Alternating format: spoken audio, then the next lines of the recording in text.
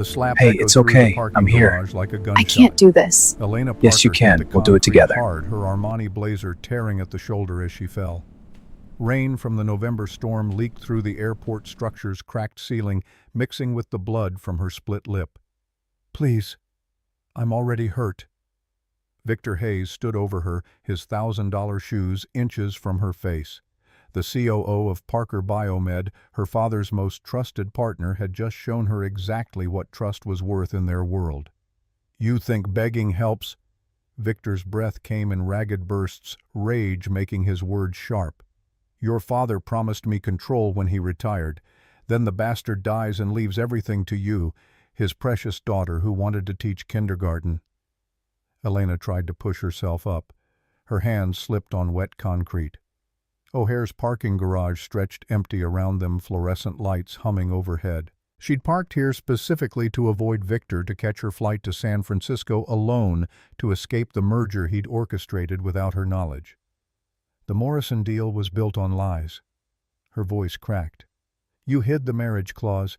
I'm not signing over 51% to some stranger just because his father runs Morrison Tech." Victor grabbed her hair, yanking her head back. "You signed the preliminary agreement 3 weeks ago. It's binding. Tomorrow morning the board meets. You'll be there, you'll smile for the cameras, and you'll tell everyone how excited you are to marry Thomas Morrison and unite our companies." "I won't." The second blow caught her cheekbone. White light exploded behind Elena's eyes. She tasted copper, felt her knees buckle. Victor's phone appeared in front of her face screen, glowing with a media player icon. "Listen carefully." Her father's voice filled the garage, tinny through the phone's speaker. Robert Parker, 6 months dead, speaking words she'd never heard while he lived. "The pharmaceutical industry runs on moral compromise. I built Parker Biomed by making deals I'm not proud of. But that's how you survive.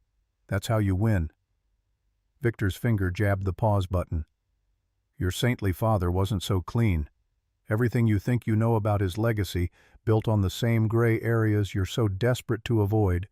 The only difference is he had the stomach for it." Elena's vision blurred. Not from the blows, though her face throbbed. From the sick realization that Victor might be telling the truth. Her father had grown Parker Biomed from nothing to a $3 billion empire. Companies didn't reach that height by playing fair. "Tomorrow." Victor released her, stepping back. 10 a.m. conference room. "The board votes to approve the Morrison merger and your engagement. If you're not there, I'll make sure everyone knows about the questionable clinical trials in 2019. The ones your father buried. The ones that could tank our stock and cost 18,000 people their jobs." He walked away. His town car idled near the elevator driver, waiting. Elena watched the taillights disappear down the ramp, then forced herself to stand. Her rental car sat 20 feet away.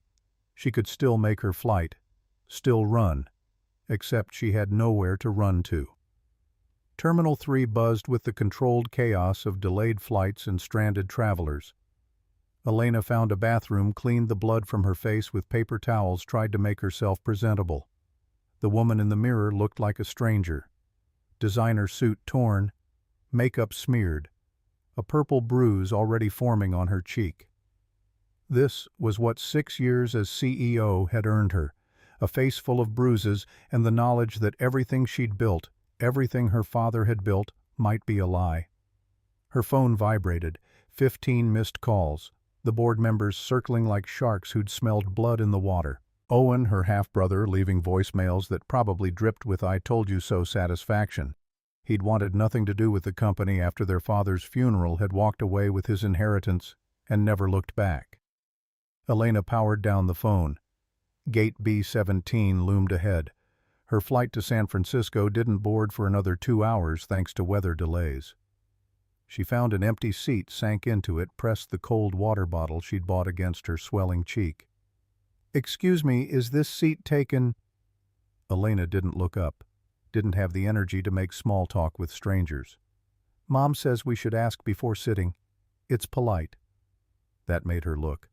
A little girl stood beside the seat, maybe 6 years old, wearing light-up sneakers and a unicorn backpack that was nearly as big as she was. Behind her stood a man in his mid-30s, work-worn jeans and a flannel shirt that had seen better days. Sophie, leave the lady alone. But Dad, she's hurt. Look at her face. Look at... The man's expression shifted from polite apology to sharp assessment. Military training. Elena recognized it immediately. The way his eyes catalogued her injuries, checked the area for threats, positioned himself between his daughter and potential danger. "Ma'am, are you all right? Do you need me to call someone?" "I'm fine." The automatic response of someone who'd spent years in boardrooms where showing weakness meant death. Sophie pulled off her backpack, unzipping it with the serious concentration of a surgeon preparing for operation. "I have Band-Aids, the kind with Hello Kitty, and apple juice. Juice helps when you're sad." Something in Elena's chest cracked. This child, this complete stranger, was offering more kindness than anyone at Parker Biomed had shown her in months. "Thank you." Her voice came out rough. "That's very sweet." The man knelt down to his daughter's level. "Sophie, why don't you sit here and color? I need to talk to the lady for a minute." Sophie settled into the seat with the easy compliance of a well-loved child. She immediately pulled out crayons and paper, began sketching something that might have been a unicorn or possibly a dragon. Hard to tell with 6-year-old art. The man moved to Elena's other side, keeping his voice low. "I don't know your situation, but I was Special Forces before I got out. I know what combat injuries look like, and I know what domestic violence looks like. You've got the second. If you need help, it's not domestic, it's corporate." He blinked. "Corporate violence?" "My business partner disagreed with my decision. Violently." Elena touched her cheek, winced. "I'm CEO of a pharmaceutical company. Or I was. I'm not sure anymore." The man sat back, studying her, not with pity, which she couldn't have handled, with the calm assessment of someone who'd seen worse and survived it. "I'm Ben Carter. This is my daughter Sophie. Elena Parker." "Miss Elena," Sophie looked up from her drawing. "That's a pretty name. Like a princess name. Are you a princess?" "No, sweetheart. I'm definitely not a princess." "That's okay. Princesses are overrated anyway. My mom said the best women are the ones who save themselves." Ben's expression went carefully neutral, but Elena caught the flash of pain. "Past tense," Mom said, not says. "Your mom sounds like she was smart." "The smartest." Sophie returned to her drawing with the absolute certainty only children possess. "She's in heaven now. She helps people there instead of here." The terminal speakers crackled to life, announcing another delay. 2 hours became 3. The storm over Chicago showed no signs of clearing. Ben pulled out his phone, presumably to check their flight status, then paused. "If you don't mind me asking, what are you running from or toward?" Elena opened her mouth to deflect. To give the polished CEO answer she'd perfected over 6 years of shareholder meetings and press conferences. But sitting here with a split lip and a torn blazer, watching a 6-year-old color unicorns like the world wasn't falling apart, the truth came out instead. "Both. Neither. I don't know anymore." Before Ben could respond, Victor appeared. He materialized from the crowd like a nightmare given flesh, 2 lawyers flanking him in matching dark suits. The predatory confidence of men who'd never lost a fight because they'd bought the ref before the match started. "Elena. There you are. We need to talk." Elena stood.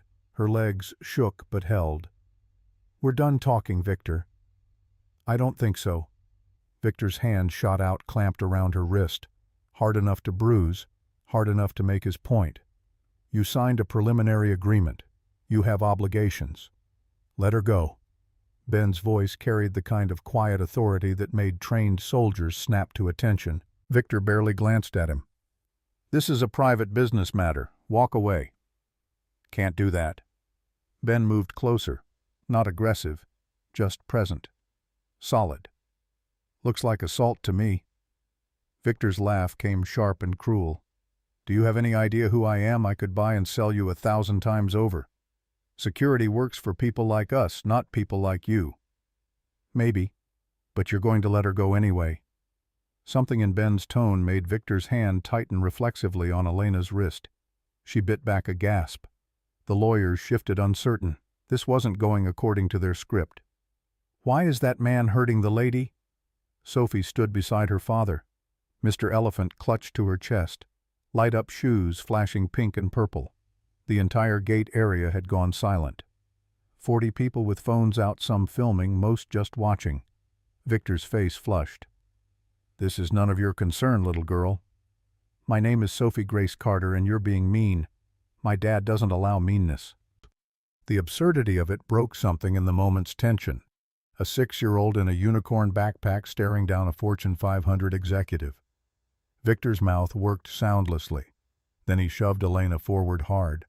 Ben caught her before she hit the ground, steadied her with surprising gentleness for hands that looked like they'd seen their share of hard labor. "This isn't over, Natalie." Victor's voice dropped to a hiss only she could hear. "Board meets tomorrow at 10. If you're not there, I'll destroy everything your father built. Everyone who depends on Parker Biomed for their livelihood. 18,000 families. Their blood will be on your hands." He stalked off. The lawyers followed. The crowd slowly dispersed, disappointed the show was over. A few people muttered about rich people problems and corporate drama. Elena stood in the circle of Ben's arms, breathing hard, trying not to fall apart in front of strangers. "Miss Elena, you're shaking." Sophie pressed close. "Do you need a hug? Hugs help everything?" The tears came before Elena could stop them. 6 years of holding everything together, of being the Ice Queen CEO who never showed weakness, crumbled in the face of a child's simple kindness. She knelt down, let Sophie wrap small arms around her neck, and cried into a unicorn backpack. Ben's hand rested light on her shoulder. Not demanding, just there. When Elena could breathe again, could think beyond the immediate storm of emotion, she found Ben watching her with quiet understanding. "That man, he coming back?" "Probably. You have somewhere safe to go." Elena almost laughed. Safe. What a concept. "I was supposed to fly to San Francisco, face the board, sign my life away to save the company." She wiped her eyes. "But I just realized I don't want to anymore." "Then don't. It's not that simple." "Sometimes it is." Ben helped her to her feet. "My mom always said before she passed last week, she said life's too short to let other people tell you who to be. I didn't understand what she meant until I watched my wife die. Grace spent her whole life helping people, nursing sick kids, and when cancer took her, I learned that time doesn't wait for you to figure things out. You either live or you don't." Sophie tugged on Elena's sleeve. "Our flight got delayed super long, like forever long. Dad says we could get dinner at the airport. Want to come? They have mac and cheese, the really good kind with breadcrumbs on top." Elena looked at this strange pair. A carpenter and his daughter offering comfort to a woman they'd met 30 minutes ago. Every instinct she'd honed in the corporate world screamed that this was naive, dangerous, stupid.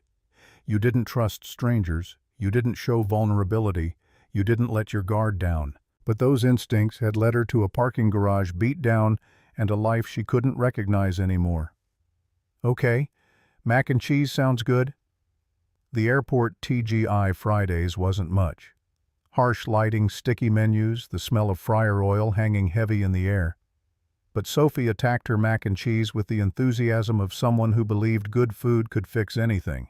And Ben ordered a burger that actually looked decent, and Elena found herself eating soup that warmed her from the inside out. "So," Ben took a drink of his root beer. "CEO of a pharmaceutical company. That's impressive." "Was CEO. I think Victor just staged a coup." "Can he do that?"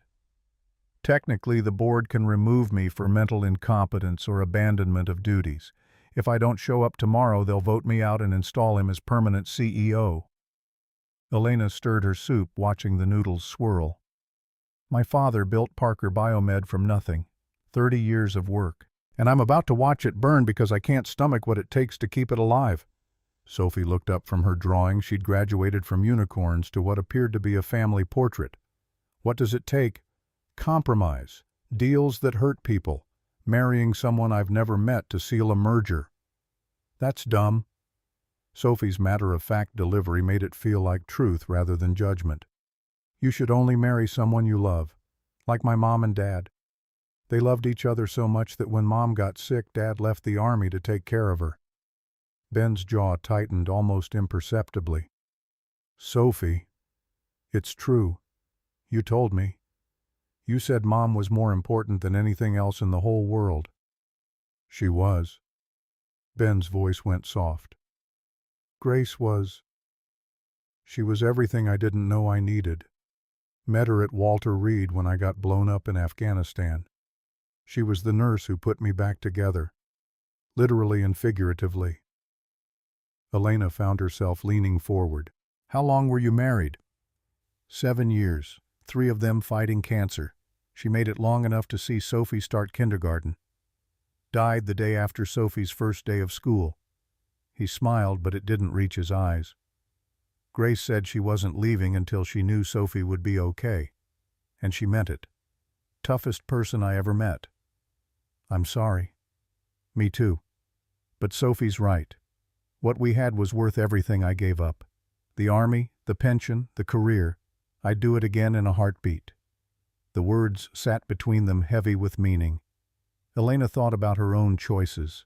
6 years grinding herself down for a company that would chew her up and spit her out the moment she stopped being useful.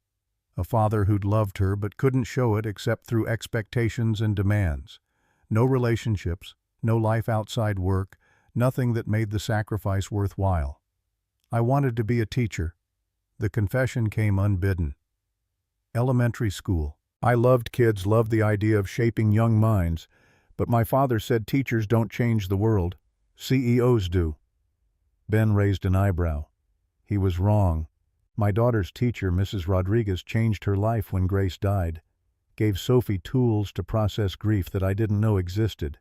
That's changing the world. Tell that to my father. I would if I could, but I'm guessing he's past listening. Died 6 months ago, heart attack at his desk, still had his pen in his hand. Elena pushed her soup away, suddenly not hungry. I wasn't sad. I was relieved. How terrible is that? Not terrible. Honest. Ben's gaze stayed steady. My mom died last week. We just buried her in Denver. She spent my whole marriage telling me I'd ruined my life marrying Grace. Said I could have been a colonel, could have had a real career if I hadn't thrown it away on a woman from a poor family. I wasn't sad either. Just tired. Sophie had stopped drawing. She looked between the 2 adults with the solemn wisdom of children who'd learned hard lessons young. When Mommy died, I was sad, but also not sad. Dad said that's okay. You can feel 2 things at once, like being happy about ice cream, but sad about Mommy at the same time.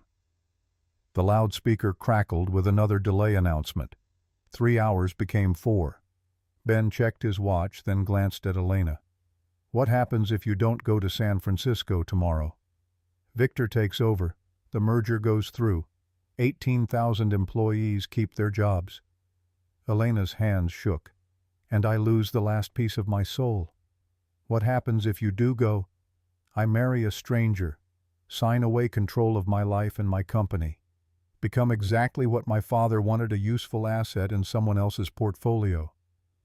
Ben leaned back in the booth, studying her. Sounds like you're damned either way. That's the corporate world. No good choices, just less bad options. Or, Ben's voice took on that quiet certainty again, you walk away from both. Elena laughed, bitter and sharp. Walk away to where I don't have anything outside Parker Biomed. No family worth speaking of, no friends. I literally cannot remember the last time I did something that wasn't work-related. Then maybe it's time to start. Before Elena could respond, Ben's phone rang. Unknown number. He answered with the wariness of someone who'd learned to expect bad news.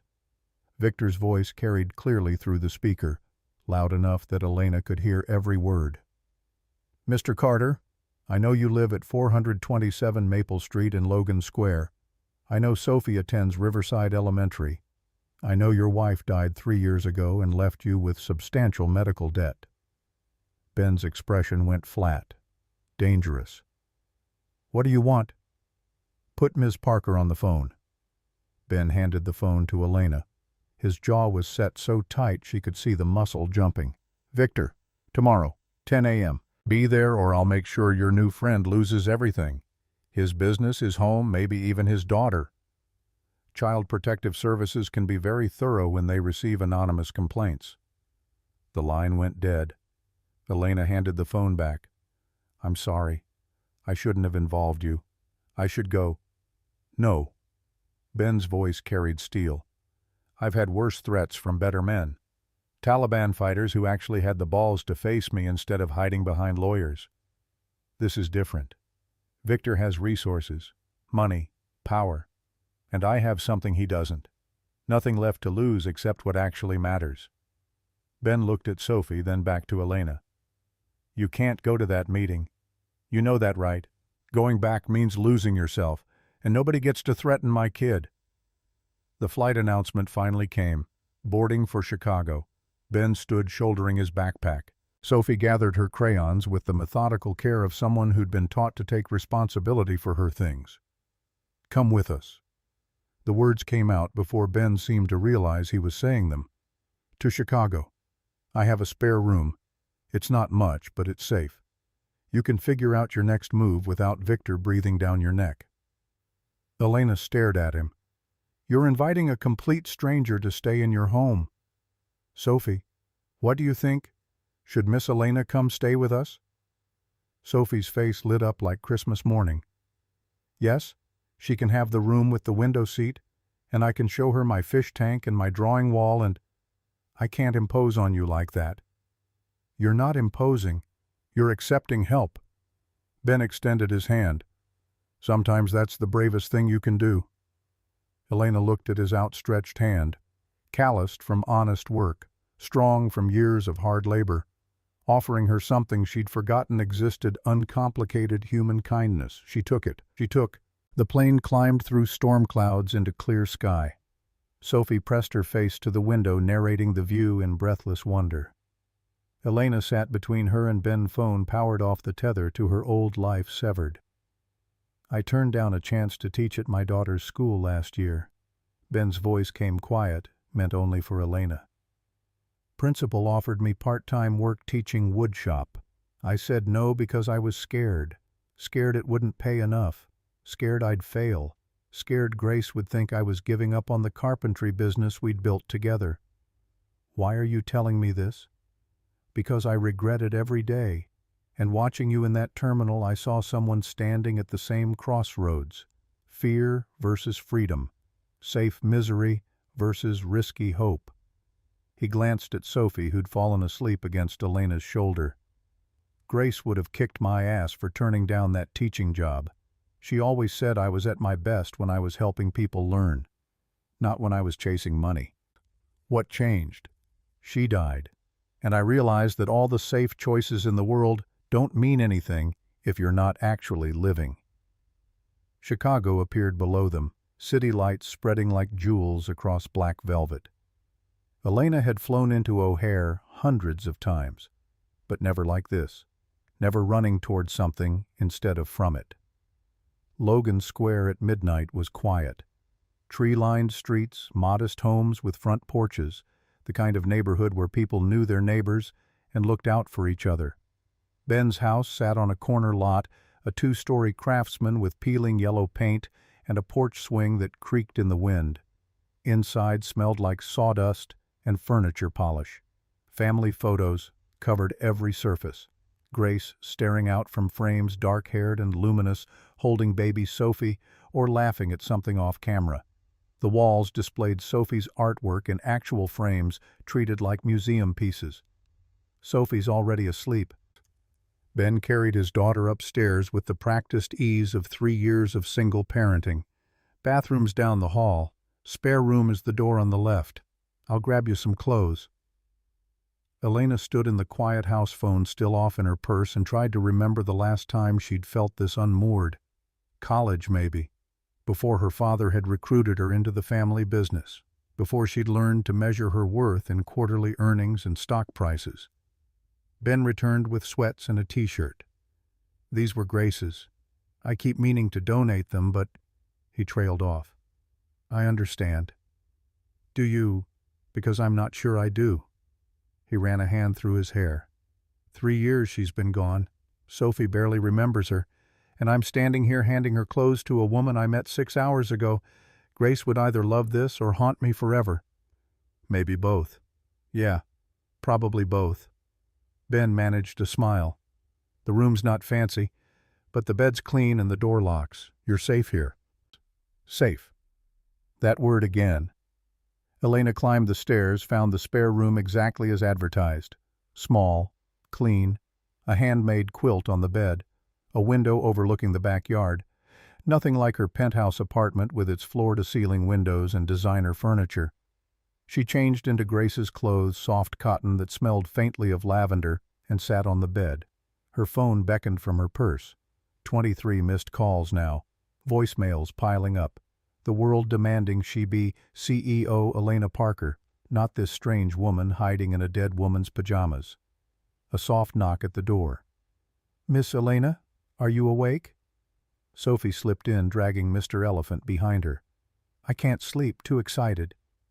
About what? You're here, we never have guests, just Dad and me and the pictures of Mom. Sophie climbed onto the bed with the assumption of welcomed company. Are you going to stay forever? I don't know, sweetheart. I'm just here for tonight. That's what Dad said about crying. He said he'd just cry for tonight after Mom died, but then he cried the next night too, and the next one. But that's okay because crying means you loved someone big. Elena's throat tightened. Your dad sounds very smart. The smartest. He builds houses for people who don't have money, and he fixes things, and he makes really good pancakes.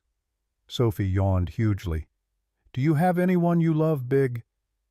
The question hit like a physical blow. Elena mentally catalogued her life. Owen, her half-brother who'd cut contact after their father's funeral. Colleagues who'd knife her in the back for a promotion. Board members who saw her as Robert Parker's daughter, not as herself. No, I don't think I do. That's sad, but it's okay. You can love us now. We're really good at being loved. Sophie fell asleep mid-sentence, sprawled across the bed with the utter trust of childhood. Elena carefully worked herself free, tucked the little girl under the quilt, and stood looking down at this child who'd decided 6 hours was long enough to offer her whole heart. The hallway floorboards creaked. Ben appeared in the doorway, took in the scene, and something in his expression shifted. Sorry, she's always been like that. Adopts people. I don't mind. Elena stepped into the hall. She's wonderful. She is. Grace's best gift. Ben closed Sophie's door quietly. Can I ask you something? Okay. That man, Victor, what's he really after? Because I've seen men like him in combat. They don't just want to win.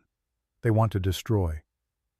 Elena leaned against the wall, exhaustion hitting her like a wave.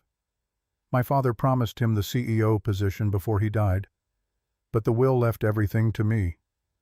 Victor's been undermining me for 6 months, setting up this merger as a way to force me out.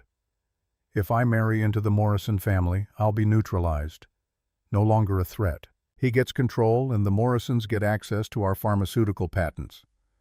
And if you don't, he exposes my father's questionable business practices, destroys the company. 18,000 people lose their jobs. Elena's laugh came bitter.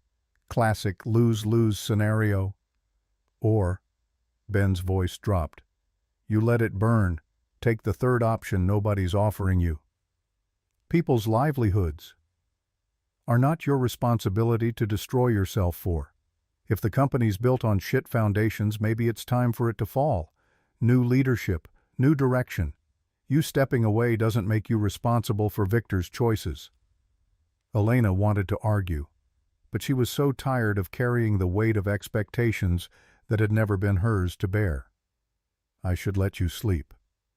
Ben started toward his own room. Tomorrow's going to be complicated. Ben. He turned. Thank you. For stepping in. For bringing me here. For not asking questions. You remind me of Grace. The day she got diagnosed. She had that same look, like the ground had shifted and she didn't know how to stand anymore. His smile came sad. I held her then, cried with her, and we made it through. Whatever's coming, you don't face it alone. In the small hours of the morning, Elena's phone finally powered on. The vibrations came steady, relentless. Messages flooding in. She scrolled through them with detached interest. Victor, you have 6 hours to respond. Owen, whatever you're doing, you're making a mistake. Board member after board member. Where are you? We need to talk. The situation is critical. And one from a number she didn't recognize. Rebecca Walsh, her family's attorney. Elena, there's something in your father's will, a clause I wasn't permitted to discuss until certain conditions were met. Call me immediately. Elena stared at the message. Her father had been dead 6 months. What clause required 6 months to trigger? She called. Rebecca answered on the first ring despite the 4 a.m. hour. Elena, thank God. Where are you? Chicago with friends. What's the clause? I need to see you in person. This isn't a phone conversation. Rebecca, Victor's threatening to destroy the company if I don't show up in San Francisco in 6 hours. I don't have time for mystery. A long pause. Then, your father left you an exit strategy. If you voluntarily resign from Parker Biomed and commit to staying out of pharmaceuticals for 2 years, a trust activates. $15 million. The Vermont house. And your mother's cancer research fund becomes independent with a $30 million endowment. Elena's world tilted. What? There's a letter. He wrote it the week before he died. Elena, your father knew. He knew what the company was costing you, and he gave you a way out. Downstairs floorboards creaked, Ben probably making coffee, the sounds of a house waking up. Sophie's alarm clock would go off soon, and the strange little girl would come bouncing in, asking about breakfast and school and 100 other normal things. I need to see the letter. Come to my office this afternoon, 2 p.m. I'll have everything ready. Rebecca's voice softened. Elena, whatever you're planning, be careful. Victor's already called an emergency board meeting. He's moving fast. Elena ended the call, sat in the pre-dawn darkness of Grace's spare room, a dead woman's pajamas, a borrowed bed, the wreckage of her old life buzzing angrily in her phone, and for the first time in 6 years, the beginning of something that might be hope. The smell of coffee drew her downstairs. Ben stood at the stove making pancakes while Sophie set the table with exaggerated care. Morning. He poured Elena a cup without asking. Sleep. Some. You? Enough. He flipped a pancake with practiced ease. Sophie needs to get to school. I've got a job in an hour. You're welcome to stay here or I can drop you somewhere. I have a meeting at 2, downtown. I can pick you up after, if you want. The offer sat between them. Simple. No strings. Just basic human decency from someone who had no reason to care. Why are you doing this? Elena wrapped both hands around the coffee mug. You don't know me. For all you know, I could be as bad as Victor says. Ben plated pancakes, handed Sophie hers with a warning about hot syrup. My captain in Afghanistan told me once that you can tell everything about a person by how they treat kids and animals. Sophie's a pretty good judge of character, and she decided you're good people. I run a company that price gouges insulin. I've fired thousands of people. I've made decisions that hurt families. Did you make those decisions? Or did Victor and the board and your father's legacy make them for you? Ben sat across from her, his own plate untouched.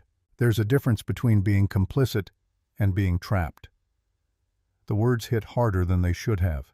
Elena had spent 6 years telling herself she was in control, making tough choices, leading. But how much of it had been her, and how much had been performing the role everyone expected? Sophie finished her pancakes in record time. Miss Elena, are you going to be here when I get home from school? I don't know yet, sweetheart. Well, if you are, I can show you my fish tank. Mr. Bubbles doesn't blow bubbles, which is false advertising, but I still love him. The doorbell rang. Sharp, insistent. All 3 of them froze. Ben moved to the window, checked. His expression went hard. Police. 2 cars. Victor. Elena's stomach dropped. He actually did it. Stay here. Ben opened the door before the officers could knock again. Morning. Can I help you? Officer Martinez, her badge read, late 40s, professional demeanor, eyes that had seen too much to buy easy lies. We received a report of possible kidnapping and elder abuse at this address. We need to speak with Elena Parker. Victor stood behind them, flanked by his lawyers, smirking. Elena stepped forward. I'm Elena Parker. There's no kidnapping. I'm here voluntarily. Officer Martinez studied her face. The bruises from last night had bloomed full purple. Ma'am, I need to speak with you privately. They stepped onto the porch. Neighbors had started gathering. Mrs. O'Brien from next door still in her bathrobe. Tom Rodriguez and his crew from 3 houses down. The whole block watching. Tell me what happened to your face. Victor Hayes assaulted me in the O'Hare parking garage last night.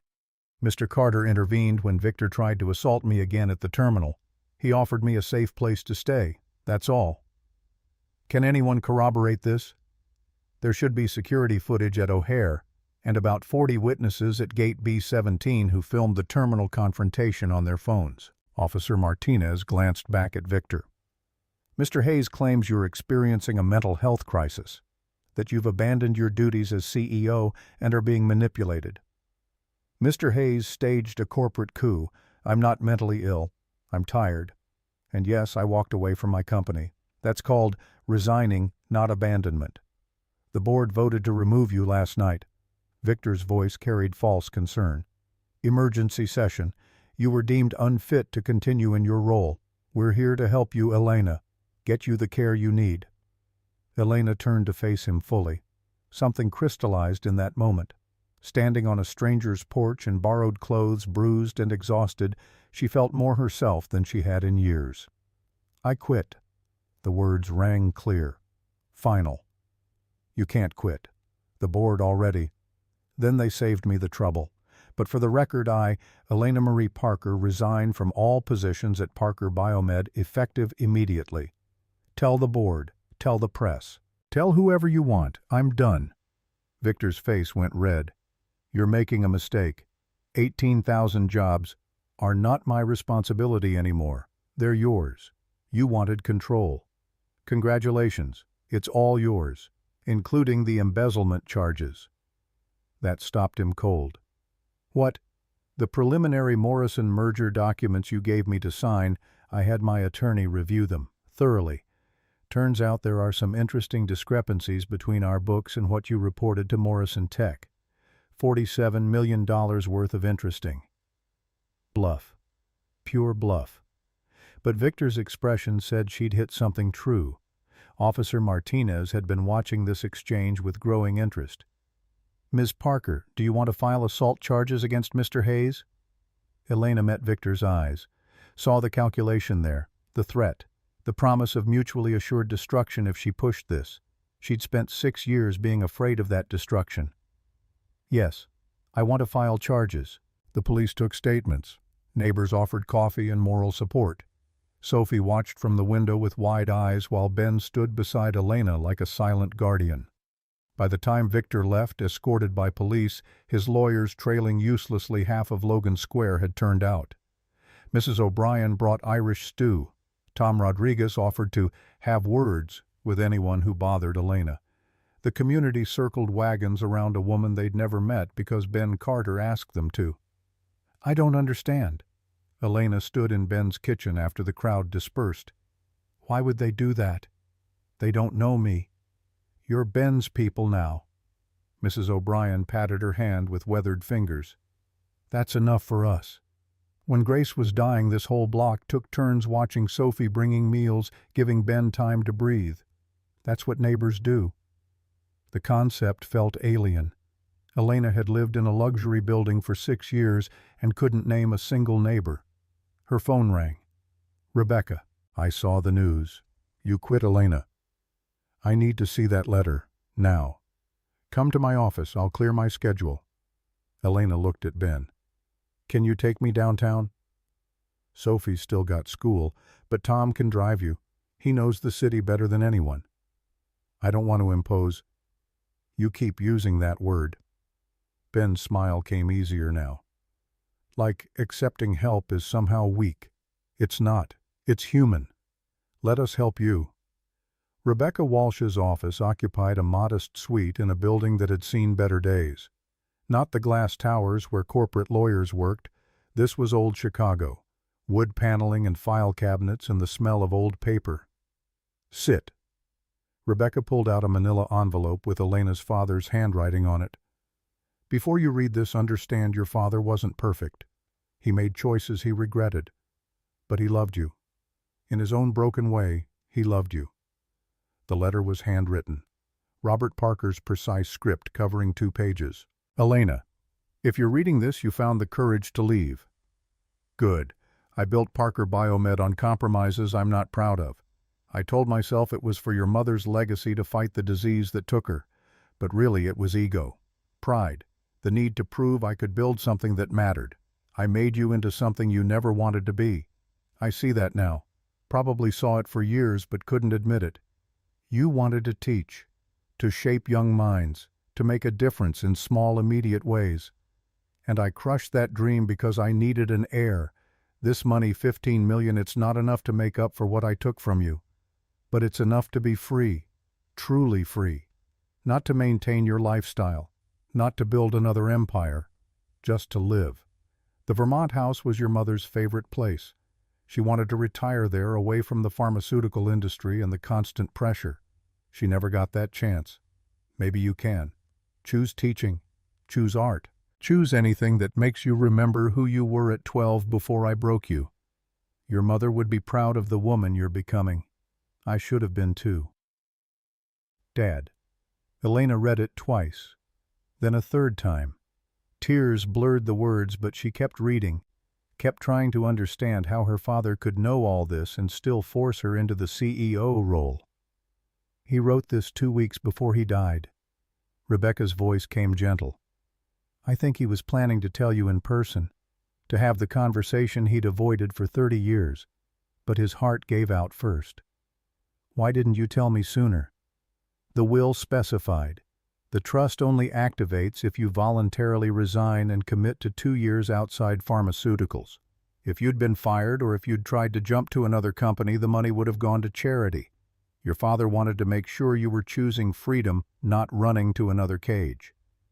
$15 million. The Vermont house. Her mother's research fund, independent and fully funded, and all she had to do was walk away from the only life she'd known. I need to think. You have time, but Elena Victor's already moving. He's got Morrison Tech on the hook for a different merger, one that doesn't require you. The board's backing him because he's promising profitability. If you want to fight for the company, I don't. The realization came clear and clean. Let him have it. Let him explain the embezzlement to the SEC. Let the board deal with the consequences of backing a fraud. And you. I'm going to go see about teaching kindergarten. Tom Rodriguez drove her back to Logan Square. The old carpenter talked the whole way about his granddaughter who loved to paint and how his wife had died last year, but he still kept her recipes, and how Ben was the best boss he'd ever had because Ben actually cared about people. Boss never tells anyone this. Tom navigated Chicago traffic with the ease of 50 years behind the wheel.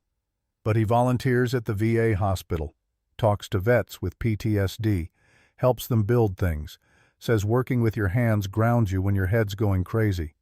He's a good man. The best. Grace knew that. Latched onto him when he was just some broken soldier and loved him whole. Now he's doing the same for you. Elena wanted to protest that this wasn't love. Couldn't be. They'd known each other for less than 24 hours. But Tom's knowing smile said he saw something she hadn't admitted yet. Ben's house was quiet when Tom dropped her off. School wouldn't end for another 3 hours. Elena let herself in with the key Ben had given her that morning and stood in the front hallway surrounded by pictures of Grace. Beautiful, strong, gone Grace, who'd loved a broken soldier and raised a wise daughter and probably would have hated Elena for disrupting their carefully balanced life. Or maybe not. Maybe Grace would have understood that broken people found each other, that healing wasn't linear, that 3 years was both forever and no time at all. Elena's phone buzzed. Owen, I heard you quit. Dad would be livid. Or proud. Can't decide which. Can we talk? She typed back. Chicago. Staying with friends. I'm okay. Friends? You? Yeah. Surprising, right? A pause. Then, good. You deserve friends. Call me when you're ready. The afternoon light slanted through Ben's windows, illuminating dust motes and Sophie's drawings and the quiet contentment of a house that had survived grief and come out gentler for it. Elena curled up on the couch, Grace's Afghan over her knees, and let herself breathe. For the first time in 6 years she had nowhere to be. No meetings, no calls, no board demanding answers, just empty hours stretching ahead, terrifying and perfect. The front door opened. Sophie burst through like a small hurricane, already talking before she registered Elena's presence. And then Marcus said his dad could beat up anyone, and I said my dad's a war hero, so probably not. And then Mrs. Rodriguez said we should all use our words, not fighting words, and Miss Elena, you're still here. I'm still here. Sophie launched herself onto the couch, backpack flying. Does that mean you're staying? Like really staying?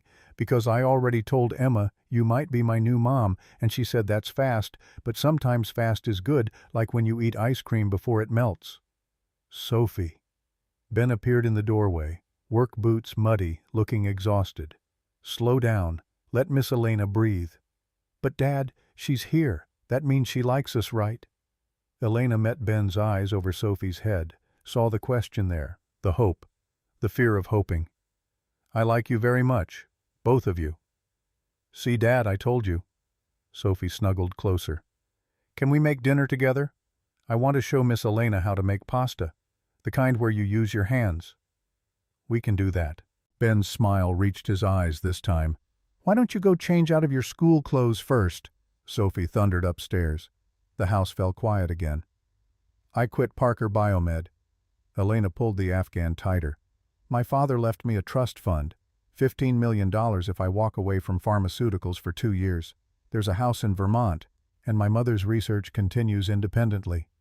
Ben sat in the armchair across from her. Careful distance, respectful. That's good. Right. I think so. I don't know.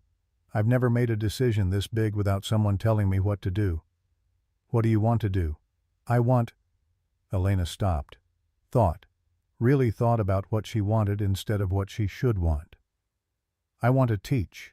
Elementary school. Help kids learn to read and think and question. I want to wake up and not immediately check stock prices. I want to have friends who aren't networking contacts. Sounds like a plan. It sounds insane. I'm a CEO. I have advanced degrees in business and finance, and I want to teach kindergarten for $40,000 a year. Grace had a nursing degree. Could have worked anywhere, made great money. She chose pediatric oncology because it mattered to her. Died with student loans she never paid off and no regrets. Ben leaned forward, elbows on knees. Money's nice, but it doesn't keep you warm at night. The words hung heavy with meaning. Elena's phone buzzed, Victor calling probably the 10th time today, and she powered it down without looking. Tomorrow morning. Her decision crystallized as she spoke. I'm signing the paperwork with Rebecca, making it official. Then I'm driving to Vermont. I want to see the house, figure out if that's where I'm supposed to be. Makes sense. Want to come with me? Ben's head snapped up. What? You and Sophie. Drive to Vermont. See the house. It's probably a disaster. Hasn't been lived in for 20 years. But... Elena struggled for words that didn't sound desperate or presumptuous. I don't want to do this alone. Elena, we've known each other one day. I know. It's crazy. Forget I said... I'm not saying no. Ben's voice dropped low. I'm saying it's fast. Sophie's already attached. If this doesn't work, if you decide Vermont's not right, or teaching's not right, or we're not... He stopped, started again. I can't have my daughter's heart broken again. We barely survived Grace. Fair. More than fair. Elena had no right to ask this of them. You're right. I'm sorry. I'll go alone. Sophie appeared at the top of the stairs. You're leaving? Just to Vermont. To see a house. Can we come? Ben and Elena looked at each other, the weight of Sophie's question pressing down. Sweetheart, Miss Elena needs to do this by herself. But why? We could help. I'm really good at seeing houses. I helped you pick this one. Remember I said it had good light for plants. This is different. Sophie came down slowly, dragging Mr. Elephant. Is it because you're scared? Ben flinched. What? You get scared when good things happen. I see it, like when Mrs. Rodriguez said I was doing really good in school. You got that face, the face that says this won't last. Sophie climbed into his lap despite being too big for it. But maybe it will last. Maybe Miss Elena is a good thing that lasts. Out of the mouths of babes. Elena watched this small girl name her father's fear with the clarity only children possessed. Sophie, Ben's voice cracked, I can't lose anyone else. You won't, because we're choosing this time. We're choosing Miss Elena, and she's choosing us. That's different than when Mommy got sick. Nobody chose that.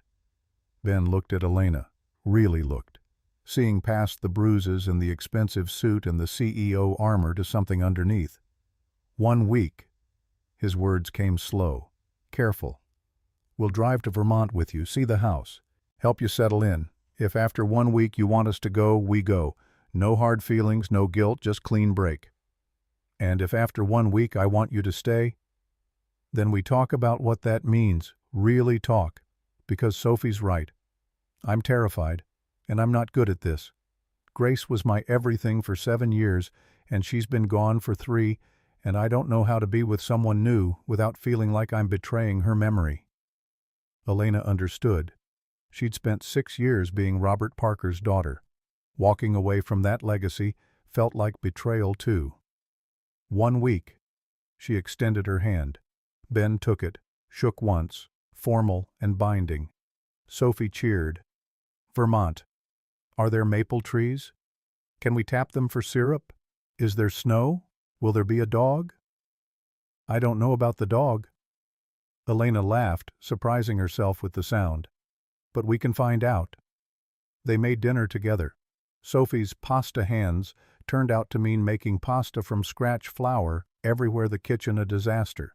But the food tasted better than anything Elena had eaten in years. Simple, honest, made with hands that weren't afraid to get dirty. After Sophie went to bed, Ben and Elena sat on the porch. November in Chicago was cold but not brutal yet. The neighborhood had gone quiet. Just crickets and distant traffic and the creak of the porch swing. My mom called me a failure. Ben's words came unprompted. At Grace's funeral, said I'd wasted my potential, that I was a disgrace to the family. I told her to leave and didn't speak to her again until she was dying. I'm sorry. Don't be.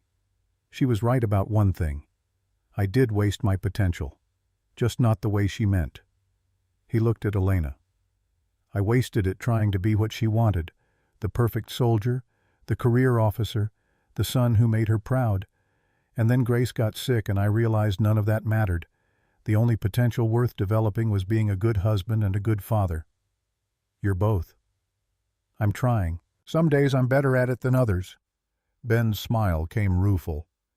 Tomorrow you might wake up and realize this is insane, that you don't actually want to upend your life for people you barely know. Tomorrow you might wake up and realize you don't want a former CEO and all her baggage disrupting your carefully rebuilt life. Guess we'll find out. They sat in comfortable silence. Elena's phone buzzed one last time, Victor's final attempt to reach her before the board meeting that would make her resignation official. She ignored it. Tomorrow morning Rebecca would have the papers ready. Elena would sign away 6 years of her life and step into uncertain freedom. Tomorrow afternoon she'd pack what little she needed and point a car toward Vermont with a man she'd known for 36 hours and his daughter who'd decided Elena was family. Insane didn't begin to cover it. But watching the lights of Logan Square flicker on one by one wrapped in Grace's Afghan, while Ben Carter rocked the porch swing with gentle feet, Elena felt something she hadn't experienced in years. Peace. And maybe, just maybe, the beginning of something that looked like home. Rebecca's office smelled like old paper and expensive coffee. Elena signed her name on the 10th page, then the 11th, each stroke of the pen severing another tie to Parker Biomed. Ben sat in the corner with Sophie, who was drawing what appeared to be a house with impossible proportions and at least 7 chimneys. "This is the final one." Rebecca slid the last document across the mahogany desk. "Once you sign, the trust activates. 15 million transfers to your personal account within 72 hours. The Vermont property deed goes into your name. Your mother's research fund becomes an independent entity with its 30 million endowment." Elena stared at the signature line. 6 years of her life reduced to blank space waiting for ink. "There's no going back." Rebecca's tone carried weight. "The clause is absolute. Any involvement in pharmaceutical development, consulting, or management within 2 years voids everything. The money returns to the estate. The house reverts to the foundation. You'd be left with nothing except your personal savings, which amounts to about 300,000. Elena had checked her accounts last night. Shameful for someone who'd earned millions in salary and bonuses, but she'd poured everything back into the company, into proving herself worthy of her father's legacy.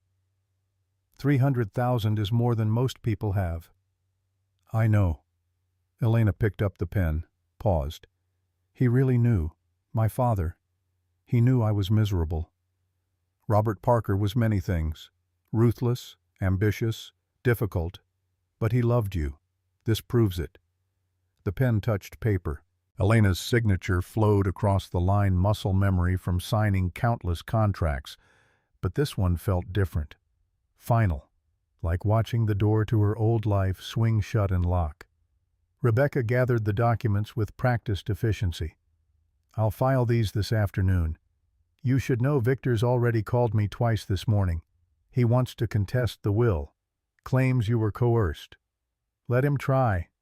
Elena stood smoothing her borrowed jeans, still wearing clothes from Ben's house. Her designer suits hung in a Chicago penthouse she'd never returned to. "Victor's about to have bigger problems than my inheritance. The embezzlement allegations. Among other things, I made some calls last night. Turns out the SEC has been investigating Parker Biomed for 6 months. They were waiting for someone on the inside to cooperate. I gave them everything I had access to." Elena shouldered her purse. "Victor wanted the company, he can have it, along with the federal investigation." Rebecca's smile carried a predatory edge lawyers perfected over decades. "Your father would have approved. He always said the best revenge was watching your enemies destroy themselves." Sophie appeared at Elena's elbow, tugging her sleeve. "Are we done with the boring grown-up stuff? Can we go see the Vermont house now?" "We can go." The drive from Chicago to Vermont took 12 hours. Ben drove the first shift, his pickup truck loaded with their minimal luggage and Sophie's apparently essential collection of stuffed animals. The girl had insisted Mr. Elephant needed friends for the journey. "Tell me about the house." Ben navigated onto I-90 heading east. "What do you actually know about it?" "It's Victorian, 40 acres. My mother loved it. We spent 2 summers there when I was young before she got sick." Elena watched Chicago's skyline shrink in the side mirror. "I remember it being huge, old, the kind of place where every floorboard creaked and the windows rattled in storms." "Sounds like it needs work." "Probably needs to be condemned. It's been empty since my mother died. My father kept it maintained but never visited, said it hurt too much."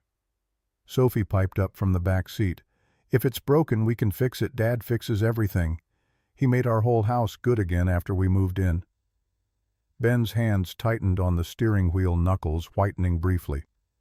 "That house was a foreclosure. Previous owner died, bank took it, nobody wanted it because it needed too much work. I got it cheap and spent 3 years making it livable, while raising a toddler alone." Elena studied his profile. Strong jaw, tired eyes, hands that had built something from wreckage. "How did you manage?" "Poorly. Grace's mom flew in from Ohio for the first 6 months. Helped with Sophie while I worked. Then Mrs. O'Brien next door took over during the day. Whole neighborhood pitched in." His voice went soft. "I couldn't have done it without them. That's what I'm trying to give Sophie. Community, stability, the sense that people have her back. And now you're driving to Vermont with a woman you've known for 48 hours. Yep, definitely breaking my own rules about stability. Sophie laughed from the back. Dad's scared, but he does things anyway when they're important. That's what brave means. They stopped for lunch at a highway Cracker Barrel outside Cleveland. Sophie ordered mac and cheese again, apparently her universal comfort food, while Ben got meatloaf and Elena forced down a salad she didn't taste. The TV above the counter showed CNN. Elena's face filled the screen, a professional photo from 2 years ago. The chyron read, Pharma CEO resigns amid scandal. Sources confirm Elena Parker stepped down from Parker Biomed following allegations of financial misconduct. Interim CEO Victor Hayes released a statement expressing concern for Ms. Parker's well-being and pledging to cooperate fully with federal investigators. Ben caught her looking. You okay? Victor's already spinning it, making himself the hero. Elena's appetite vanished completely. 18,000 employees are about to learn their CEO was a fraud, and the man who enabled it all gets to play savior. Not for long. SEC investigations take time, but they're thorough. If you gave them solid evidence, I gave them everything. Bank records, email chains, meeting notes where Victor explicitly discussed moving money through shell corporations. Elena pushed her salad away. But it might not be enough. He's careful. Always has been.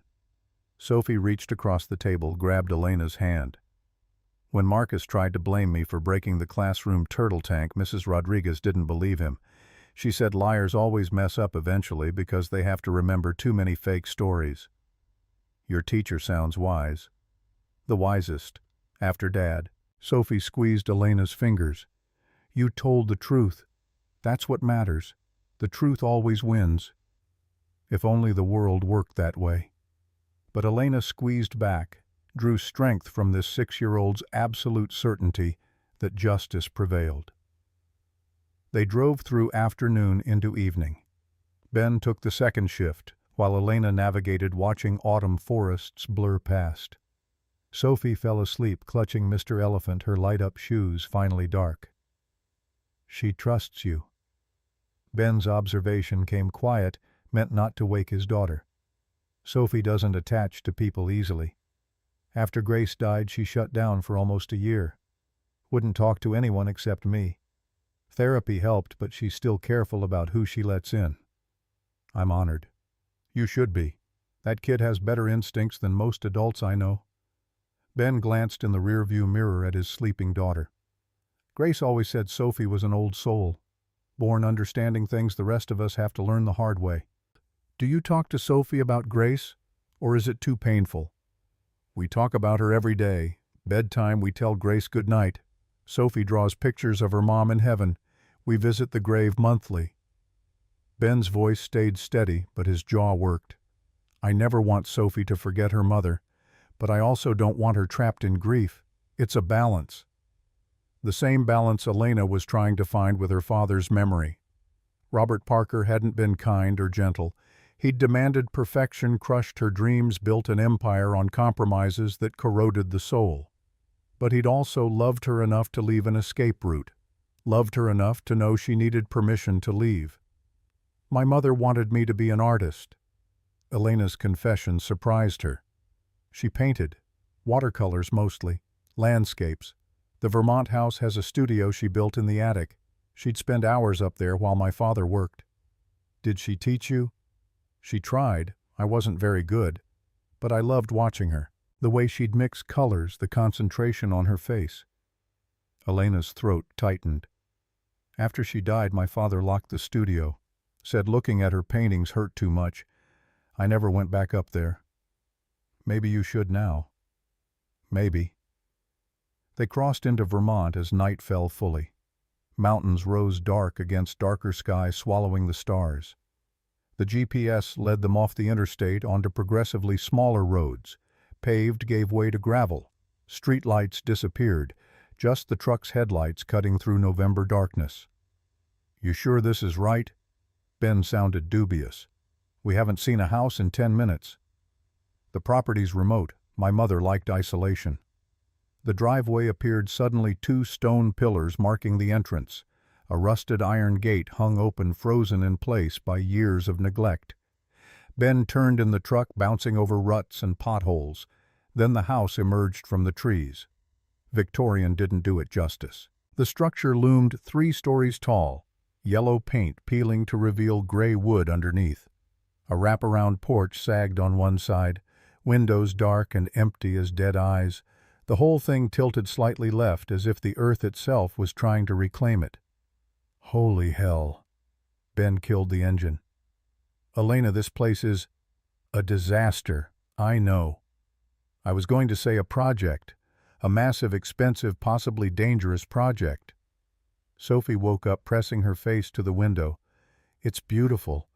Look at all those porches. And the tower, Dad. There's a tower. That's called a turret, baby. Can I live in the turret, please, please, please? Ben and Elena exchanged glances. His expression said, this is insane. Hers probably said the same. Let's see if the house is even structurally sound before we start assigning bedrooms. They approached the front door cautiously.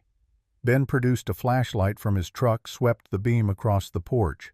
Several boards had rotted through completely. He tested each step before putting his weight on it. Stay behind me, both of you.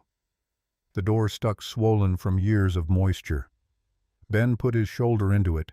The wood groaned, protested, finally gave way with a crack that echoed through empty rooms.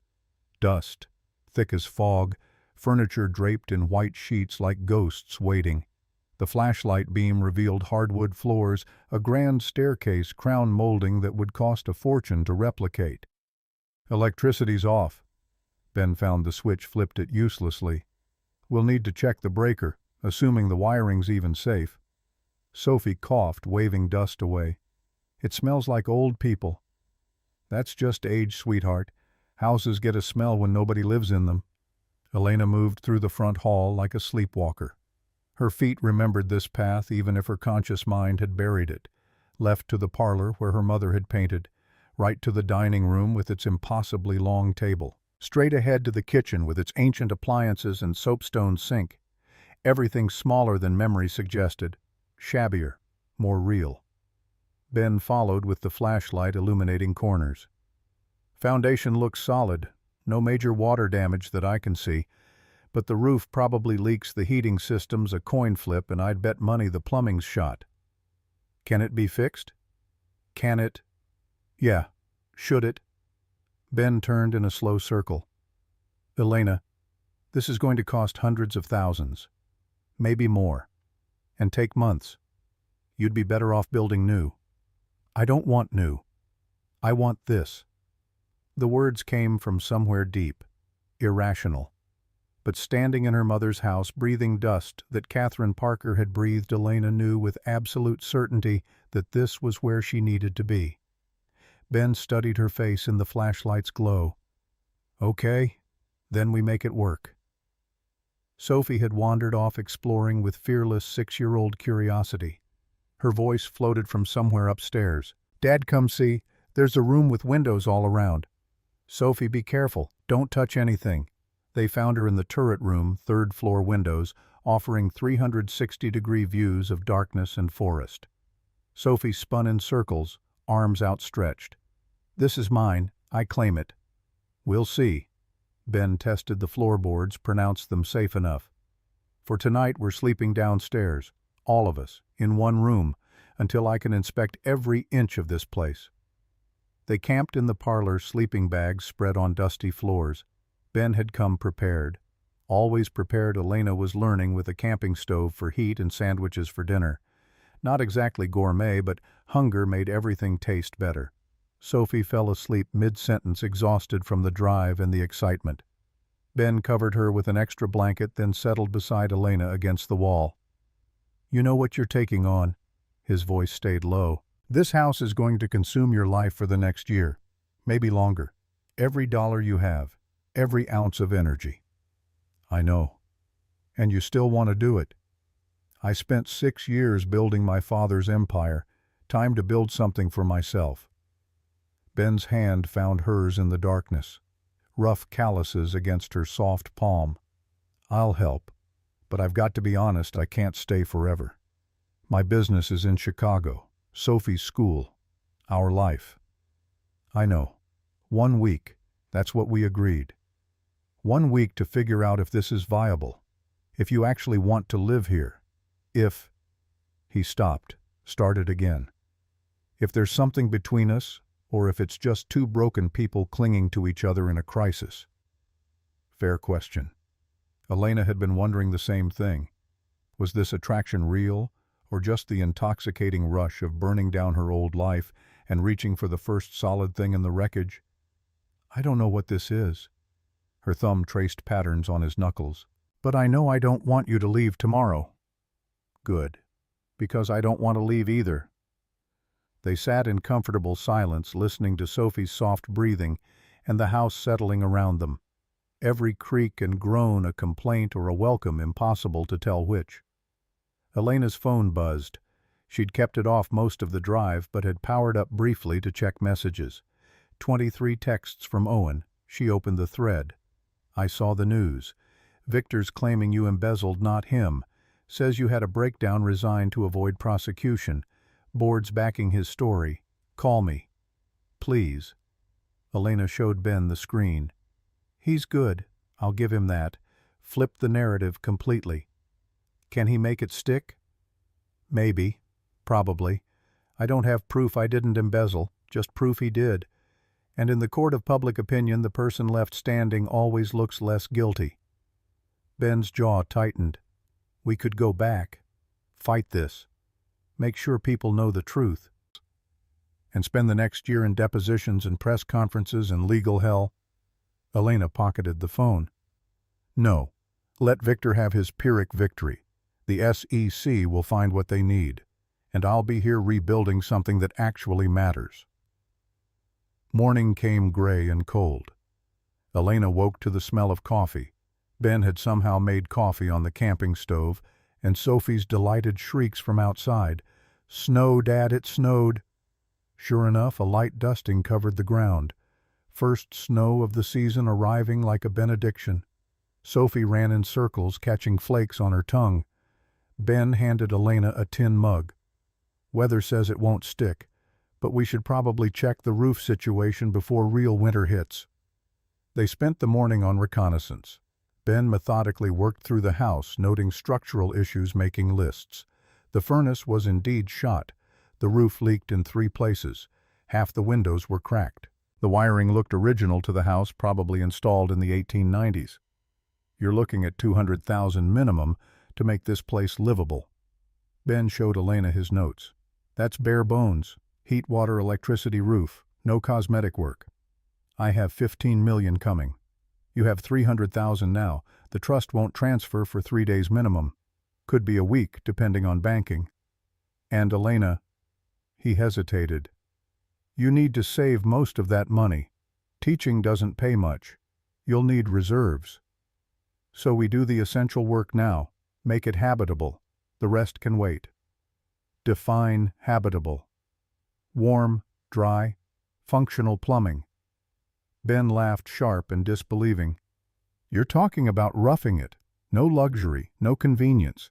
It's going to be hard. I've spent 6 years in luxury. It was hell. Hard sounds like an improvement." They walked the property while Sophie explored. 40 acres of forest and meadow, a pond frozen at the edges, stone walls marking ancient boundaries. Catherine Parker's studio sat separate from the main house, a small building with north-facing windows. Elena hadn't been inside since age 12. The door stuck worse than the main house, but Ben forced it open. Canvas stretched everywhere. Finished paintings leaning against walls, unfinished ones still on easels. 2 decades of dust coating everything, but the colors beneath still vibrant. Mountains and trees and the pond in summer, all rendered in Catherine's distinctive watercolor style. Your mother was talented. Ben moved carefully through the space, studying each piece. These could be worth something. She never sold them, said painting was for joy, not profit. Sounds like she knew something your father didn't. Elena found the piece Catherine had been working on when she got her diagnosis. An autumn scene half finished. The trees blazed orange and red, but the sky remained blank canvas. Her mother had run out of time before she could complete it. "I want to finish this." The decision came sudden but certain. "I don't know how. I have no talent. But I want to complete what she started. Then we'll figure it out together." Sophie burst through the door, snow-covered and grinning. "There's a creek. Can we put a bridge over it? And I found a tree perfect for a tree house." "Slow down, kiddo. One thing at a time." But Sophie's enthusiasm was infectious. They spent the afternoon planning impossible projects: the treehouse and the bridge, and a garden in the meadow. Sophie drew elaborate designs while Ben calculated materials and costs. Elena watched them work, this carpenter and his daughter who'd become her anchor in the storm. Evening brought visitors. A truck appeared in the driveway, ancient and battered. An elderly couple climbed out, the man weathered as old leather, the woman round and warm. "Heard someone was finally moving into the Parker place." The man extended a gnarled hand. "Frank Wheeler. This is Martha. We're your nearest neighbors 2 miles down the road." Ben handled introductions while Martha sized up Elena with shrewd eyes. "You're Catherine's daughter. I see her in you. Same stubborn set to the jaw." "You knew my mother." "Course we did. She volunteered at the women's shelter in town, taught art classes. Sweetest woman you'd ever meet, but tough when it mattered." Martha produced a casserole from the truck. "Figured you wouldn't have proper facilities yet. This'll heat up on that camping stove if you're careful." "Thank you. That's incredibly kind." "That's Vermont. We look after our own." Frank surveyed the house with a critical eye. "Place needs work. You got someone who can handle it?" "I'm a carpenter." Ben stepped forward. "I'll be here for the week at least. Get started on the essentials." "Week won't be enough, but it's a start." Frank pulled out a card. "You need supplies? My brother runs the hardware store in town. Mention my name, he'll give you fair prices. And if you need labor, there's good men looking for work. Winter's slow season." They stayed for coffee, sharing stories about Catherine and the house. Apparently, Elena's mother had been beloved in town. The art teacher who never charged for lessons, the volunteer who showed up at the shelter every Tuesday without fail, the woman who'd brought joy to a community that barely knew her. "Your father never came after she passed." Martha's tone carried judgment. House sat empty except for the maintenance crew that came quarterly. Folks wondered if he'd ever sell it or just let it rot. He couldn't bear to be here without her. Elena surprised herself defending Robert Parker. Everything reminded him of what he'd lost. Grief's hard, but so is watching something beautiful go to waste. Frank stood ready to leave. "You plan on staying or just fixing it up to sell?" "Staying. I'm going to teach. Elementary school if I can find a position." Martha's face lit up. "Maple Ridge Elementary's looking for a substitute teacher. Nothing permanent, but it's a start. Principal's my niece. I'll put in a word." After the Wheelers left the casserole warming on the camping stove, Ben pulled Elena aside. "You didn't tell me you were actually applying to teach here. I thought that was hypothetical." "It was this morning. Now it's real." Elena watched Sophie through the window, still playing in the dusting of snow.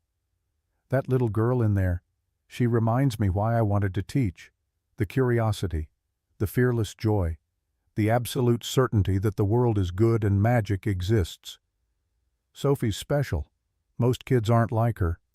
"No, but they all have that potential, and I want to help them find it." Ben's expression shifted, something in his eyes warming beyond simple attraction. "Grace would have loved you. She was the same way about nursing. Said every sick kid deserved someone who saw their potential, not just their diagnosis. I wish I could have met her." "Me too." The moment stretched, loaded with possibility. Then Sophie burst in, demanding dinner, and the spell broke. They ate Martha's casserole, chicken and vegetables in creamy sauce, the best thing Elena had tasted in days, and made plans for tomorrow. Ben would start on the roof. Elena would drive to town, meet with the principal, start the process of becoming certified to teach in Vermont. Sophie would supervise the house repairs. "Can I ask you something?" Elena ventured after Sophie went to sleep. "What happens after the week?" If I decide to stay, if you decide this is real, what then? Ben stared into his coffee mug like it held answers. I don't know. Sophie's whole life is in Chicago. Her school, her friends, Grace's grave. I can't just uproot her. I'm not asking you to. I'm asking what you want. Not what's logical or responsible, what you actually want. I want... He stopped, struggled with the words. I want to stay. I want to wake up here with you. I want to build this house into something beautiful. I want Sophie to grow up with space to run and trees to climb and a mother figure who actually gives a damn. He set the mug down hard. But wanting isn't enough. I'm a single father. I don't get to just follow my heart. I have responsibilities. Sophie seems pretty clear about what she wants. Sophie's 6. She doesn't understand consequences. Maybe. Or maybe she understands what matters better than we do. Ben's phone rang before he could respond. Tom Rodriguez, according to the screen. Boss, we got a problem. Tom's voice carried through the speaker. Building inspector showed up at the Hernandez job. Says we don't have proper permits for the electrical work. Ben's shoulders tensed. We filed those permits 3 weeks ago. I know, but the system shows them as denied, and there's a note saying the business is under investigation for fraud. What fraud, Tom? We've never... Inspector mentioned Parker Biomed, said something about the owner's association with